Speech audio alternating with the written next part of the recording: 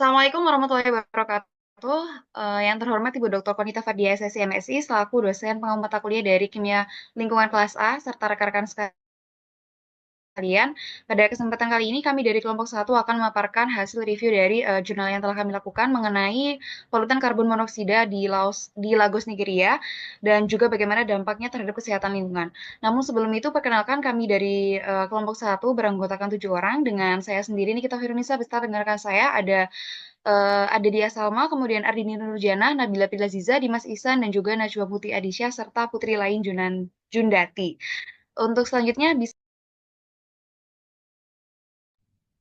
Baik, selanjutnya yaitu di mana polutan udara yang dihasilkan itu dari berbagai sumber yaitu seperti industri, transportasi, dan aktivitas lainnya yang dapat mengakibatkan dampak negatif terhadap lingkungan dan kesehatan. Seperti dari tiga contoh jenis polutan yang sudah saya tampilkan yaitu partikulat meter 10 di mana partikulat meter 10 ini merupakan partikulat-partikulat halus yang memiliki ukuran 10 mikrometer. Lalu karbon monoksida dan nitrogen dioksida. Next. Kemudian, menurut penelitian dari Martin tahun 2016, karbon monoksida merupakan gas-gas yang tidak berwarna, tidak berbau, dan tidak berasa. Namun, dapat memberikan efek yang berbahaya bagi manusia karena sifatnya tidak bisa diketahui oleh indera manusia. Lalu menurut penelitian dari Subiraj tahun 2022, di mana gas monoksida ini terutama dihasilkan dari pembakaran yang tidak sempurna dari bahan bakar fosil seperti bensin dan diesel pada kendaraan bermotor. Kemudian CO juga berkontribusi terhadap perubahan iklim global karena merupakan salah satu gas rumah kaca. Next. Baik, kemudian selanjutnya yaitu karakteristik polutan karbon monoksida. Karbon monoksida atau CO merupakan gas tidak berwarna dan tidak berbau, bersifat sangat mudah terbakar dan mengandung gas di bawah tekanan, sehingga dapat meledak jika dipanaskan.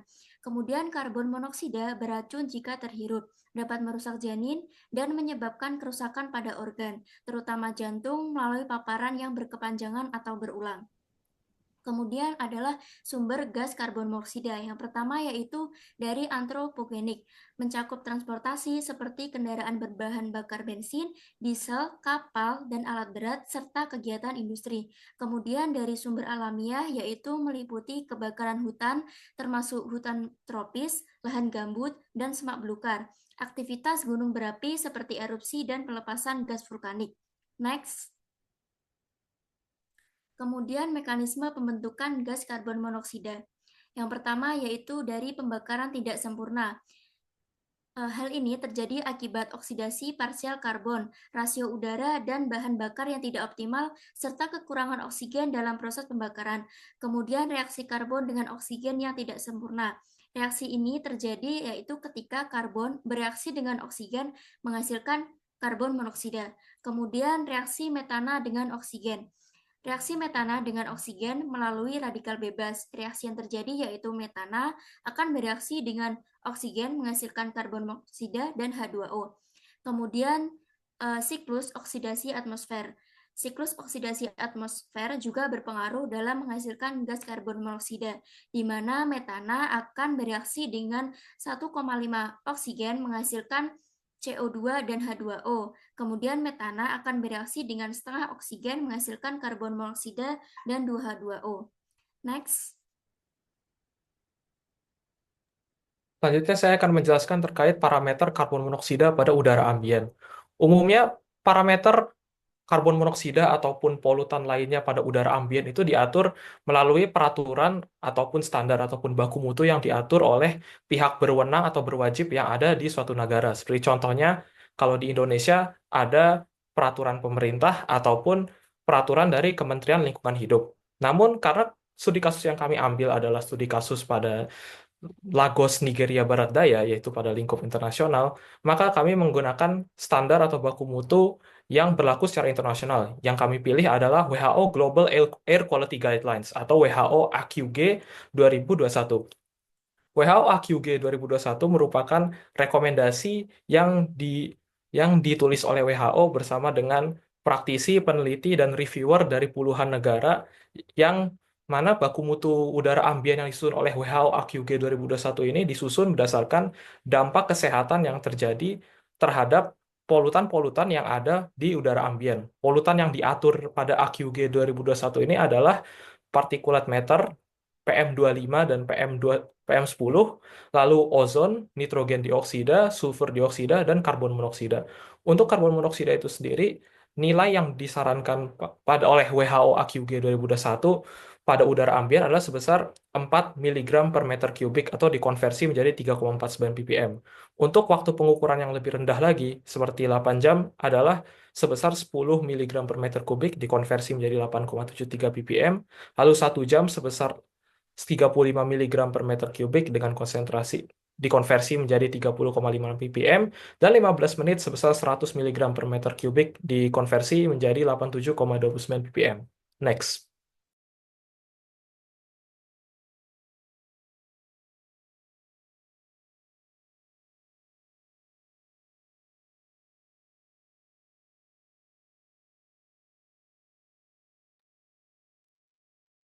Baik, selanjutnya yakni terkait dengan metode pengumpulan data, di mana pada penelitian ini pengumpulan data dirancang untuk memperoleh gambaran yang representatif mengenai tingkat pencemaran karbon monoksida atau CO di Lagos, Nigeria. Untuk pengambilan sampel ini sendiri dilakukan di berbagai lokasi yang dipilih secara strategis berdasarkan tingkat kepadatan aktivitas penduduk, aksesibilitas, serta keberadaan sumber pencemar. Untuk lokasi-lokasi tersebut mencakup Ikeja, kawasan perumahan Omole, dan area komersial yang ramai seperti Computer Village di Ojodu. Selain itu, wilayah Alausa, Allen Avenue, dan Agidingbi yang dikenal sebagai pusat aktivitas komersial dan industri juga menjadi bagian dari penelitian ini, di mana kawasan Vestak dan Ikoyi yang memiliki kombinasi fungsi residensial dan komersial turut serta dilibatkan bersama dengan Bebakta dan apa-apa yang mencakup area industri, komersial, dan perumahan. Untuk teknik sampling dilakukan dengan mendata berbagai sumber emisi karbon monoksida seperti kendaraan bermotor, generator berbahan bakar bensin dan diesel, serta dapur rumah tangga dan komersial. Untuk pengukuran CO dari setiap sumber dilakukan menggunakan detektor karbon monoksida tipe DSM 8922 dengan durasi exposure selama 2 jam per lokasi.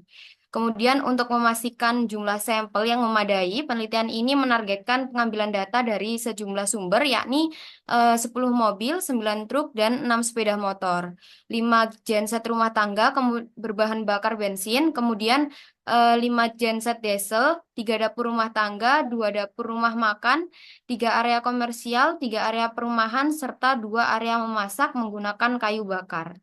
Untuk jumlah sampel ini disesuaikan dengan keterbatasan waktu dan tantangan lapangan, termasuk kendala seperti ketidakbersediaan pengemudi kendaraan atau pemilik rumah untuk memberikan izin pengumpulan data dengan dengan pendekatan ini nantinya. Penelitian ini diharapkan dapat memberikan data yang akurat dan relevan mengenai variasi emisi karbon monoksida di berbagai lingkungan di Lagos. Bisa di next.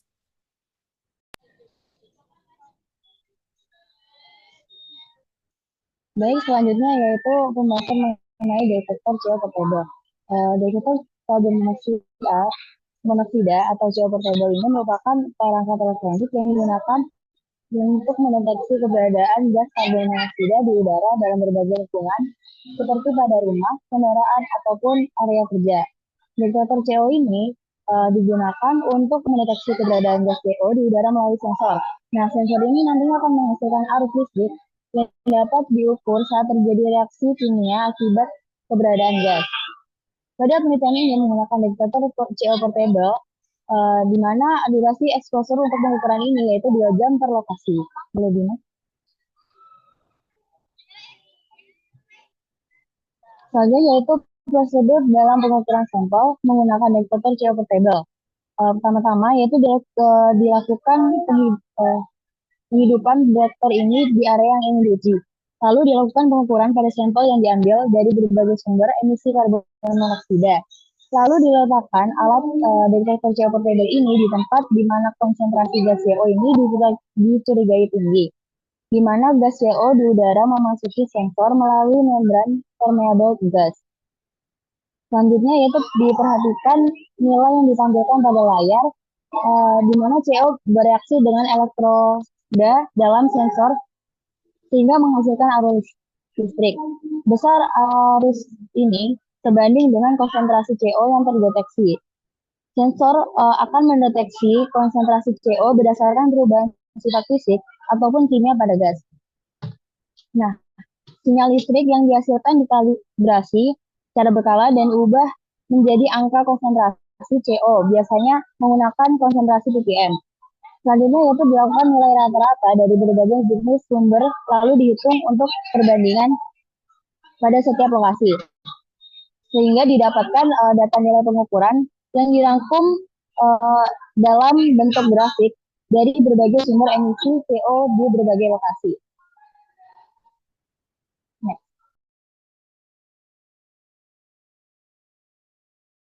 Baik, selanjutnya terkait interpretasi hasil berdasarkan penelitian dari Joan dan juga VCAO pada tahun 2013 didapatkan bahwasanya data bahwa nilai emisi karbon monoksida dari sumber-sumber lingkungan seperti area komersial, area pemukiman, tempat makan, dapur, rumah tangga dan juga tempat memasak dengan kayu bakar relatif kecil dibandingkan dengan nilai emisi yang tercatat pada mesin yang beroperasi dengan bahan bakar fosil seperti generator bensin, generator diesel, mobil, sepeda motor dan juga truk, di mana truk ini sendiri menghasilkan nilai gas karbon monoksida tertinggi yang dicatat oleh detektor. Next slide. Data juga disajikan dalam beberapa grafik, di mana pada grafik pertama ini mencakup nilai dari generator bensin, generator diesel, mobil, sepeda motor, dan juga truk, di mana emisi CO yang tercatat berkisar dari nilai minimum sekitar 45 ppm hingga nilai maksimum sekitar 835 ppm. Nah, pada grafik kedua, ini menunjukkan nilai rata-rata emisi CO dari area komersial, area pemukiman, dapur rumah tangga, tempat makan, dan juga tempat masak dengan menggunakan bahan kayu bakar. Di mana nilai emisi yang tercatat berkisar dari nilai minimum sekitar 1 ppm hingga nilai maksimum itu sekitar 96 tercatat di area komersial dibandingkan dengan sumber lainnya. Dan pada grafik ketiga ini juga menunjukkan terdiri dari nilai emisi dari 9 truk, di mana nilai emisi yang tercatat berkisar dari minimum 107 ppm hingga maksimum di 855 ppm. Mungkin selanjutnya bisa dilanjutkan oleh rekan saya.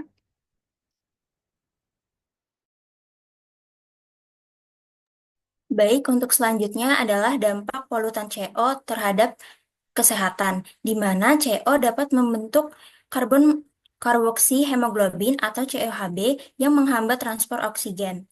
Kemudian, polutan CO dapat menimbulkan sakit kepala, mual, muntah, pusing, kelelahan, kejang, bahkan koma. Kemudian, polutan CO dapat meningkatkan resiko penyakit sistem pernafasan dan kardiovaskular, hingga kematian pada kasus yang akut. Dampak dari polutan CO ini rentan dialami oleh bayi, ibu hamil, dan penderita penyakit jantung. Untuk dampak polutan CO terhadap lingkungan, yang pertama CO dapat menurunkan kualitas udara ambien dan meningkatkan efek rumah kaca di atmosfer. Yang kedua, penurunan kualitas tanah dan air akibat deposisi CO yang teroksidasi menjadi asam karbonat. Dan yang ketiga, CO dapat menurunkan pH tanah dan air yang mempengaruhi pertumbuhan tanaman dan kehidupan organisme akuatik. Selanjutnya, CO dapat mengganggu proses fotosintesis pada tumbuhan dengan menghambat pengikatan karbon dioksida yang menurunkan produksi tanaman. Untuk cara mengatasi pencemaran CO dapat dilakukan dengan 3 langkah utama, yaitu pengendalian emisi, penataan ruang dan lingkup, serta edukasi dan meningkatkan kesadaran masyarakat. Untuk pengendalian emisi dapat dilakukan dengan mengendalikan emisi dari transportasi, di mana dilakukan uji emisi kendaraan secara rutin, dilakukan perawatan mesin kendaraan secara berkala, dan menggunakan transportasi publik dibanding transportasi pribadi. Untuk pengendalian emisi di industri dapat dilakukan dengan pemasangan filter emisi dan menggunakan bahan bakar bersih dan ramah lingkungan. Untuk pengendalian emisi di rumah tangga dapat dilakukan dengan memastikan ventilasi yang baik saat menggunakan kompor atau pemanas dan mengurangi pembakaran sampah. Untuk langkah utama yang kedua, yaitu penataan ruang dan lingkup, dapat dilakukan dengan membuat ruang terbuka hijau yang cukup. Kemudian, dapat diatur tata letak industri yang jauh dari permukaan. Selanjutnya, merencanakan sistem sirkulasi udara kota yang baik dan dilakukan penanaman pohon sebagai bentuk upaya untuk menyerap polutan. Selanjutnya adalah langkah ketiga, yaitu edukasi dan meningkatkan kesadaran masyarakat. Yang pertama, diberikan penyuluhan tentang bahaya dari gas CO. Kemudian diajarkan pentingnya pemeliharaan peralatan yang berpotensi menghasilkan CO. Setelah itu, dapat dilakukan dengan mendorong gaya hidup ramah lingkungan dan dapat menggunakan fasilitas umum seperti transportasi publik daripada transportasi pribadi.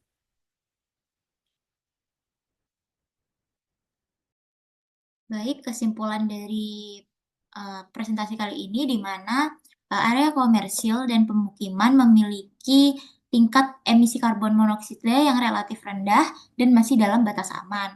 Kemudian sumber transportasi seperti generator, mobil, sepeda motor, dan truk menghasilkan emisi CO yang jauh lebih tinggi. Resiko tertinggi terletak pada penggunaan generator domestik di ruang tertutup yang berpotensi menyebabkan keracunan dan kematian.